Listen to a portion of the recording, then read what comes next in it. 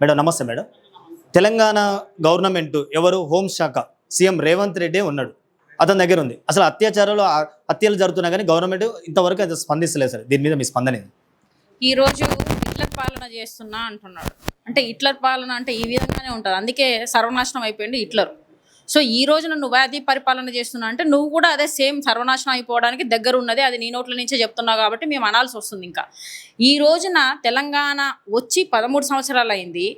బంగారు తెలంగాణ అనుకున్నాం, రాలేదని చెప్పేసి మళ్ళీ కాంగ్రెస్ ప్రభుత్వాన్ని గెలిపిస్తే ఈరోజు రేవంత్ రెడ్డి గారు కనీసం తెలంగాణ ఉద్యమానికి సంబంధం లేకపోయినా ఈయనను గెలిపించినందుకు అది ఏమంటారు, తను ఆ బాధ్యతలు నెరవేర్చాలి. ఫస్ట్ ఆఫ్ ఆల్ ఒక ఏమంటారు ఆ పదవి ఏదైతే ఉందో దానికి ఆ పదవిని బాధ్యతను నిర్వర్తించి నువ్వు మళ్ళీ అవ్వడానికి కూడా అవకాశం ఉండే. కానీ ఈ రోజున నువ్వు జనాలను హిట్లర్ పరిపాలన ఎట్లుంటుంది అంటే ఇలానే ఉంటుంది, యుద్ధాలు జరుగుతాయి, సచ్చేటోళ్ళు చేస్తారు, ఉండేటోళ్ళు ఉంటారు, దాంట్లో సామాన్యులు కూడా సచ్చే టైం, ఒక సామాన్యుడికి శిక్ష పడొద్దు అంటది న్యాయము. ఈ రోజున సామాన్యులు కూడా చచ్చిపోతారు, ఏం కాదు అని చెప్పి నువ్వు మాట్లాడుతున్నావు అంటే నీకు పరిపాలన చేత కాలేదు అని చెప్పాలి. ఈ రోజున కనీసం మొన్న బండి భగీరథ కేసు అయ్యి మనకి 1 month కూడా కాకముందే ఇన్ని రకాలుగా గాలించినప్పటికీ ఇంత చేసి కనీసం ఒక లీడర్ కొడుకు కూడా వచ్చేసి శిక్షలు పడతాయి, సొసైటీ వదలదు అని చెప్పేసి తెలిసినప్పటికి కూడా ఈ రోజున మళ్ళీ వాడు ఖమ్మంలో 12 సంవత్సరాల అమ్మాయిని రేపు చేసి అంటే బలాత్కారం చేసి చంపడానికి ప్రయత్నిస్తాడు. చెప్తుందేమో అని బయటికి బతికుంటా చెప్తుందని. ఆ అమ్మాయి బతికి బట్ట కట్టింది కాబట్టి ఈరోజు బయటికి తెలిసింది, లేకపోతే కాలు జారి కింద పడిందని చెప్పేసి కేసు బుక్ చేస్తారు కదా, అంతే కదా మీరు చేసేది. ఈ రోజున ఇన్ని జరుగుతున్నా ఈ నెలలోనే ఇంకా కొన్ని జరిగినాయి. మన తెలంగాణలో దగ్గర ఈ ప్రభుత్వం వచ్చేసిన తర్వాత 5,000 చిల్లరం పైచిలుకు కేసులు ఉన్నాయి ఈ 2.5 సంవత్సరాలలో. మరి వాటిని నువ్వు ఎందుకు వచ్చేసి ఈరోజు నువ్వు వచ్చేసి ముఖ్యమంత్రిగా ఉన్నావు, ముఖ్యమంత్రిగా ఉండి ఆ స్థానాన్ని నిర్వర్తించడానికే నీకు చేతగాట్ల ఆ పదవి బాధ్యతలు నువ్వు చేయలేకపోతున్నావు. మరి 4 పదవులు, హోమ్ మినిస్టర్ పదవి, ఎడ్యుకేషన్ మినిస్టర్ పదవి, అలాగే మున్సిపల్ మినిస్టర్ పదవి, ఈ 4 పదవులు నీ దగ్గర పెట్టుకొని నువ్వు ఏం చేస్తున్నావు అని నేను అడుగుతున్నా. సో నేనేమంటున్నా అంటే నువ్వు ఏ పదవికి ఆ పదవి ఒప్పచెప్తే వాళ్ళ పనులు వాళ్ళు చూసుకుంటారు కదా, అది ఒప్పచెప్పకుండా ఈ రోజున నువ్వు భయపడుతున్నావు. దేశంలోనే ఏంటిది ఏ మినిస్టర్ అంటే ముఖ్యమంత్రికి ఎక్కువ కేసులున్న రాష్ట్రం ఏదైనా ఉంటుంది తెలంగాణ రాష్ట్రమే, అది కేసులు ఎక్కువ ఉన్నాయంటే ఇదే ముఖ్యమంత్రికి ఉన్నది. సో ఈ విధంగా చూసుకున్నప్పుడు దానికోసమే భయపడి రేపొద్దున నన్ను కూడా బొక్కలేస్తారని చెప్పే భయంతోనే నువ్వు ఈరోజు హోమ్ మినిస్టర్ నియమించలేకపోతున్నావు అనేది మా వాదన, ప్రజల వాదన. సో ఇప్పటికైనా నేనేం చెప్తున్నా అంటే రెడ్డి అమ్మాయిని వచ్చేసి రేప్ చేసి చంపితే ఆమె మేజర్ అయినప్పటికి కూడా ఆమెకు వచ్చేసి పోనీ ఎన్కౌంటర్ చేసిన ఈ సజ్జన్నార్ గారు నేను ఏం అడుగుతున్నా అంటే ఇంకొకసారి జనాలు భయపడాలంటే నువ్వు నడి రోడ్లో కదా, ఏది మన తెలంగాణ నడిబొడ్డులో సిటీలో సెక్రటరేట్ దగ్గరనో ఎక్కడనో వచ్చేసి ఈ కార్యక్రమాన్ని పెట్టి ఇంకొకడు అమ్మాయి జోలికి వెళ్ళాలి అంటే భయపడేటట్టుగా చెయ్యాలి. ఎక్కడికో తీసుకుపోయి నిజమైన కల్పరేట్కి వచ్చేసి నువ్వు శిక్ష విధించినావా, ఎవరికి విధించినావా అనేది ఇప్పటికి కూడా జనాలకు తెలియలేదు, అది కూడా డైలామాలే ఉండిపోయింది. మరి ఇన్ని జరుగుతున్నప్పుడు నేనేమంటున్నా అంటే ఒక మనిషిని ఎన్కౌంటర్ చేసేదానికంటే వాడు ఏదైతే అధికారం మగాడు అనే అంటే ఆ బలం ఉంది అని చెప్పి చేస్తున్నాడు కాబట్టి వాని అంగాన్ని కట్ చేస్తే ఇంకొకసారి జనాలు ఎవడైనా భయపడతాడు కదా, అది లేకపోతే బతకడమే వేస్ట్ అని చెప్పేసి జనాలు ఎవరికైనా మైండ్ సెట్ ఉంటుంది కాబట్టి ఆ భయంతోనే ఇంకొకడు ఈ అమ్మాయిల చిన్న పిల్లలు 3 సంవత్సరాల పిల్లలు, 2 సంవత్సరాల పిల్లలు, 6 సంవత్సరాల పిల్లలు, 12 సంవత్సరాలు ఏముందిరా మీకు అసలు నాకు అర్థం కాదు. అసలు సొసైటీ ఎందుకు మనం ఇంత దరిద్రంలోకి తీసుకెళ్తున్నావు? ఈ సొసైటీలో మన బాధ్యత కూడా ఉంటుంది. పేరెంట్స్గా పిల్లలు ఏం చేస్తున్నారు చూడాల్సిన బాధ్యత ఉంటుంది. ఒక 45 సంవత్సరాల ఎదవ కనీసం పెళ్లి చేసుకుని ఉంటాడు కాడి, కామన్ సెన్స్ మనకి బిడ్డలు లేరా? ఎందుకు 12 సంవత్సరాల అమ్మాయి జోలికి పోయిండు? అసలు మత స్థిమిత వీళ్ళకి ఏం జరుగుతుంది, సొసైటీలో ఏం నేర్పిస్తున్నారు అనేది నాకు ఇప్పటికీ అర్థం కాని విషయం. నేను శిక్షలు అనేది అది నా ఉద్దేశం, నేను ఒక ఆడదానిగా చెప్తున్నాను. ఇన్ని సంవత్సరాలుగా ఈ రాష్ట్రాన్ని చూస్తున్నా, దేశంలో చూస్తున్నా, ఇప్పటి వరకు మహిళల మీద అత్యాచారాలు ఆపిన ప్రభుత్వమే లేదు. ఎందుకు ఈ విధంగా క్రైమ్ రేటు రోజుకు పెరుగుతుంది అని చెప్పేసి నేను అడుగుతున్నాను.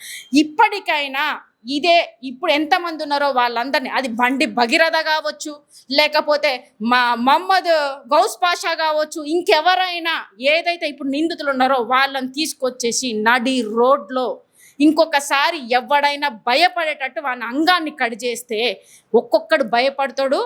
ఏంటిది పిల్లలు ఎక్కడికి పోతున్నారు, మగ పిల్లలు కూడా ఎక్కడికి పోతున్నారు అని చెప్పి తల్లిదండ్రులు వచ్చేసి బాధ్యతగా చూస్తూ ఉంటారు, గమనిస్తూ ఉంటారు, బాధ్యతగా ఆడ మగ ఒకటే అన్నట్టుగా పెంచుతూ ఉంటారు అనేది నా ఉద్దేశం. అంటే ఇప్పుడు బండి సంజయ్ కొడుకు విషయంలో రాజకీయ నాయకులు చాలా మంది మాట్లాడినారు, అత్యాచారం చేసిన 17 ఏళ్ల అమ్మాయి. మరి ఖమ్మం జరిగిన సంఘటన ఇంతవరకు ఒక్కరు కూడా మాట్లాడతలేరు. ఎవరై టీఆర్ఎస్ అయినా, కాంగ్రెస్ అయినా, బీజేపీ అయినా, దీని మీద మీరు ఏం చెప్పాలనుకుంటున్నారు?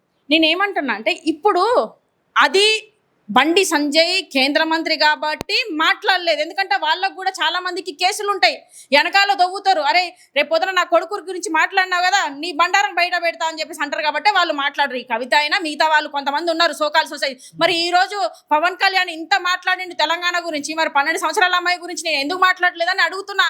నువ్వు ఒక హీరో కదా, మరి మాట్లాడు. నీ కోతిముఖ ఉంది కదా కింద, మాట్లాడమని చెప్పు. ఎందుకు మాట్లాడలేదు? మొన్న బండి భగీరథ కేసులో కూడా ఈ పవన్ కళ్యాణ్ మాట్లాడిండా? ఏంద్రబాయ్ నేను ఇక్కడ ఏంటిది డిప్యూటీ మినిస్టర్ సీఎంగా ఉన్నాను, కనీసం నా దగ్గర చేసే అంత కూడా నీ దగ్గర లేదా అని చెప్పేసి నువ్వు ఎందుకు అడగలేదు? అదే మహానాడులో కూడా కొంతమంది అడిగి రేవంత్ రెడ్డిని క్రిటిసైజ్ చేసి రేమని నీకు చేతగాట్లేదు, ఎడ్యుకేషన్ మినిస్టర్ని కూడా పెట్టలేదు అని చెప్పేసి కూడా మాట్లాడారు. ఈయనకు సిగ్గుండదు, ఎంత తిట్టినా వాళ్ళ సంఖ్యలో నాకు పోతాడు. ఇది తెలంగాణ లాంగ్వేజ్, మేము ఇట్లనే మాట్లాడతాం. నేనేమంటా అంటే ఒక్కటి, నువ్వు ఇప్పటికైనా బాధ్యత గల ఒక ముఖ్యమంత్రిగా ఉంటే ప్రజల కోసం వచ్చేసి సేవ కోసం చెయ్యి. నువ్వు ఈ రోజున వచ్చేసి కబ్జా చేయడానికి, భూములు ఆక్రమించుకోవడానికి హైడ్రా పేరుతో, మరి ఇన్ని హైడ్రా అని చెప్పేసి కూలగొట్టింది కదా బ్రదర్ ఇవన్నీ. మరి బడాబాబులు అన్నీ ఎందుకు కూలగొట్టట్లేదు? ముఖ్యంగా నీ తమ్ముడు తిరుపతి రెడ్డి ఇల్లు కూడా వచ్చేసి హైడ్రాలోనే ఉంది, ఎందుకు కూలగొట్టట్లేదు? పోనీ నీ తమ్ముడిది కూలగొడితే జనాలు ఏమనుకుంటారు, ఎవరికైనా ఒకటే ఇది అని చెప్పి చెప్తారు. నేనేమంటున్నా, హైడ్రా పర్మిషన్ ఇచ్చి హైడ్రాలో ఉంది అనుకున్నప్పుడు ఆ వ్యవస్థ ప్రభుత్వ ఉద్యోగులు అందరూ వచ్చేసి వీళ్ళు ఎందుకు వచ్చేసి పర్మిషన్లు ఇచ్చిర్రు ఆ వెంచర్లకు, ఆ ఇళ్లకు? వాళ్ళని తీసుకొచ్చేసి ఫస్ట్ వాళ్ళని నిలదీయండి, వాళ్ళ దగ్గర నుంచి వసూలు చేసి మరి వీళ్ళకి ప్రత్యామ్నాయం చేయండి.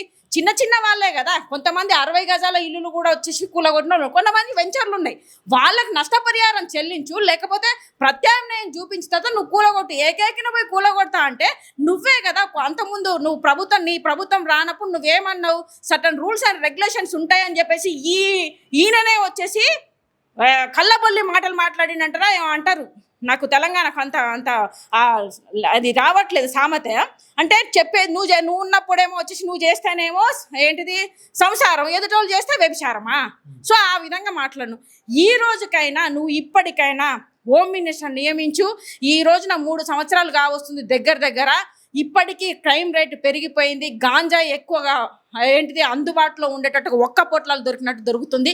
ఈ యువత ఈ విధంగా ఉంటే రేపు పొద్దున ఇంకా మిగతా అమ్మాయిలకు కూడా సేఫ్టీ కాదు. ఎందుకంటే ఉద్యోగాలు లేకుండా చదువుకొని ఏం చేయాలో అర్థం కాకుండా ఈరోజు వచ్చేసి మనకేంటిది లిక్కర్ అనేది 40,000 కోట్లు వచ్చేసి ఆదాయం వస్తున్నది. ఒకప్పుడు 3,000 కోట్లు వచ్చేది, ఇప్పుడు 40,000 కోట్లు వస్తున్నది నెలకు అనుకుంటా. ఐ థింక్ సో అప్రాక్సిమేట్గా నాకు తెలిసింది నేను చెప్తున్నాను. అంటే లిక్కరు అంతకుముందు కంటే ఇప్పుడు ఎందుకు లిక్కర్ అమ్ముడు పోతుంది అంటే జనాలు వచ్చేసి ఓన్లీ చదువుకొని ఏం చేయాలో తాగుబోతులు ఎక్కువ అవుతున్నారా?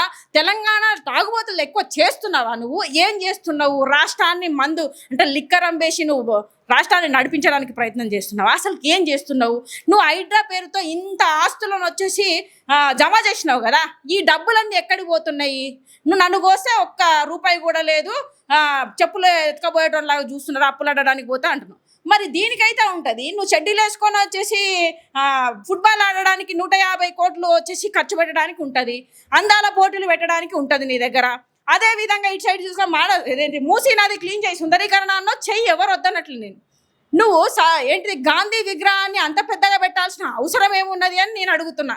ఫస్ట్ నువ్వు 6 గ్యారంటీలు, అదే విధంగా వచ్చేసి 420 హామీలు, ఇక్కడికి నువ్వు జనాలను రక్షణ ఏది క్రైమ్ రేట్ తగ్గించు, ఎడ్యుకేషన్ మినిస్టర్ నియమించు, ఏంటిది ప్రభుత్వ స్కూళ్ళను పెంచు, ఇవన్నీ ఇంప్లిమెంటేషన్ చేసినాక నీ దగ్గర సర్ప్లస్ డబ్బు ఉంటే అప్పుడు పెద్ద విగ్రహాలు కట్టు, ఏమైనా కట్టు. ఎన్టీఆర్ విగ్రహం కడతా అంటావు, లేకపోతే వచ్చేసి అంటే ఈ విగ్రహాలలో పోతే నీకు వచ్చేసి కోట్లు కూడా పెట్టుకోవచ్చు అని చెప్పేసా.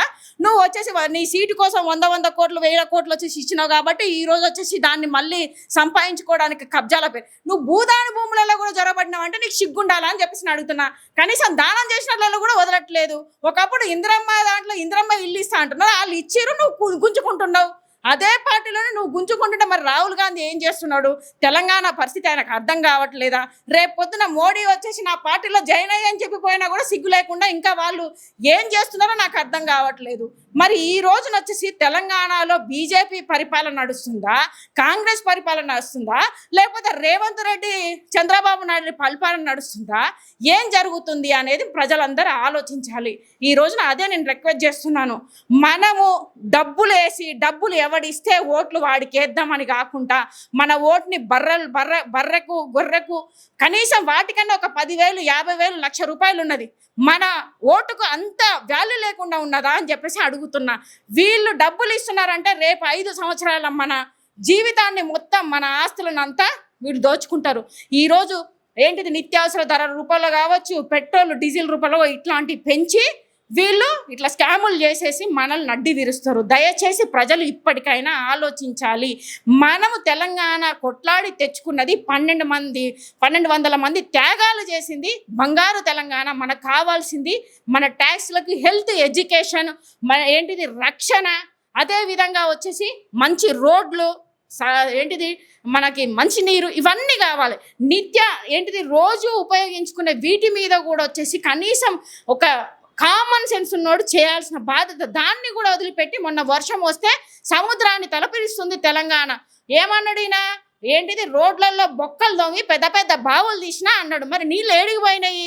మొన్న చూసుకుంటే దుర్గమ్మ చెరువు దగ్గర మొత్తం కార్లే మునిగిపోతున్నాయి. 1 గంట సేపు వర్షానికే మనకి ఈ వ్యవస్థ అయిందంటే ఈయన పరిపాలన ఎలా ఉన్నది? చెప్పేదంతా శ్రీరంగ నీతులు, చేసే అంటే దూరేదంతా శ్రీరంగ నీతి దాసి కొంపలు అన్నట్టుగా ఈయన చేస్తున్నాడు.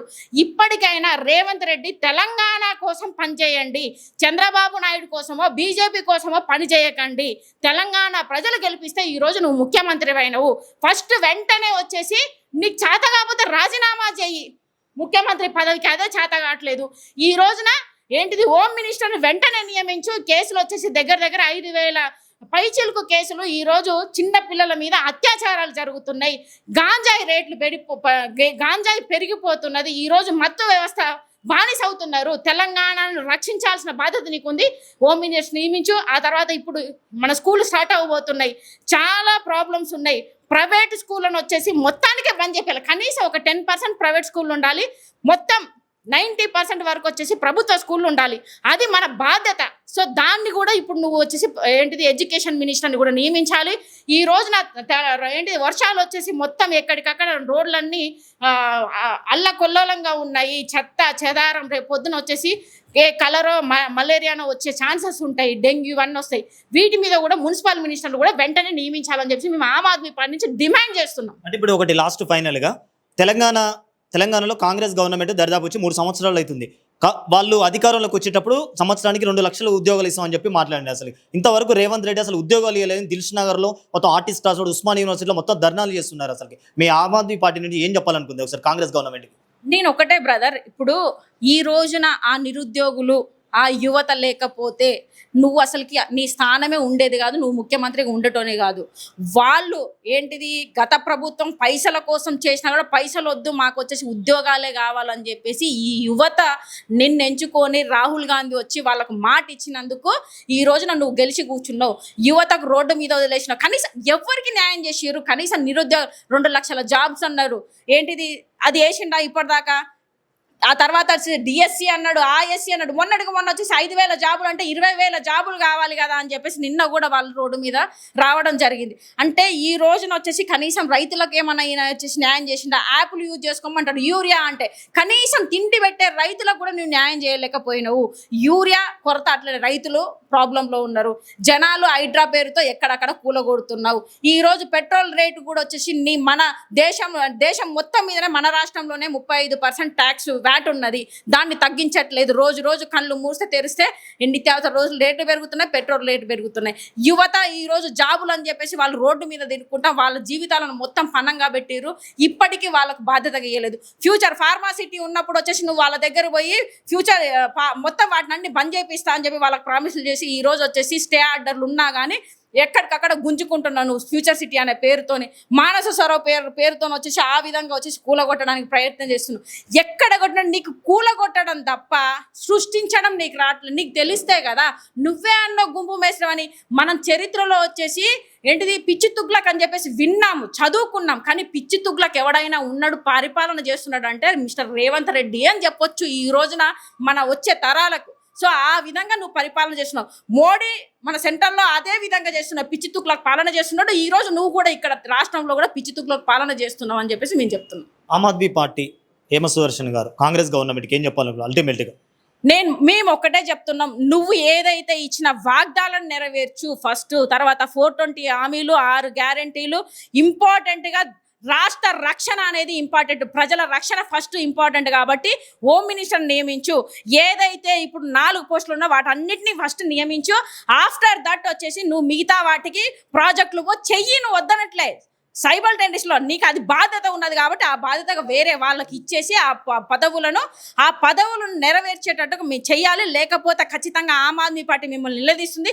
ముఖ్యంగా నేను ప్రజలకు ఒక్కటే తెలియజేస్తున్నాను, 1 సంవత్సరం లేట్ అయినా కానీ ఎడ్యుకేషన్ అనేది మనకు మోస్ట్ ఇంపార్టెంట్. మన రాజ్యాంగం మనకు కల్పించిన ప్రాథమిక హక్కు కాబట్టి 1 సంవత్సరం లేట్ అయినా పర్వాలేదు. మనం ప్రభుత్వ స్కూళ్ళను అక్కడ సదుపాయాలు, బుక్కులు కానీ, టీచర్లు కానీ, బెంచ్లు కానీ, గ్రౌండ్లు కానీ, ఇంకేదైనా ఏది ఉన్నా కూడా బాత్రూమ్స్ కానీ అన్ని సదుపాయాలు ఉండేటట్టుగా ప్రభుత్వ స్కూళ్ళను మనం డెవలప్ చేసుకుందాం.